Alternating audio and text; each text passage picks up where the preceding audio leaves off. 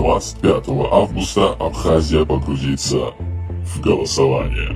Политика на протяжении многих лет остается самой рейтинговой сферой в Абхазии.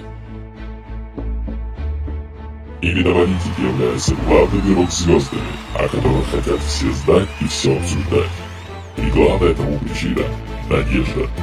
Низкий уровень жизни и образования в республике, изолированность от внешнего мира, остатки советской ментальности, психологические последствия прошедшей 26 лет назад войны – все это не дает населению возможности взять свою жизнь в свои руки, и Абхазия остается полуразвитой страной.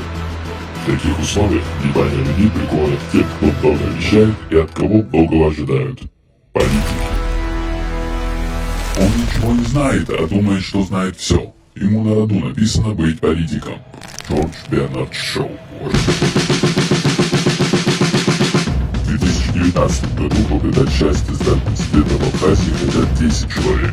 Большинство из них бывалые политики со стажем, но есть и новоиспеченные. К этим выборам народ должен подойти более успешно и избирательно.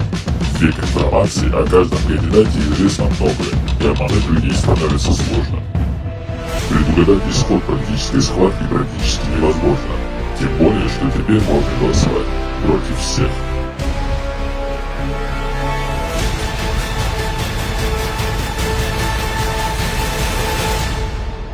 Абхазия, делай правильный выбор.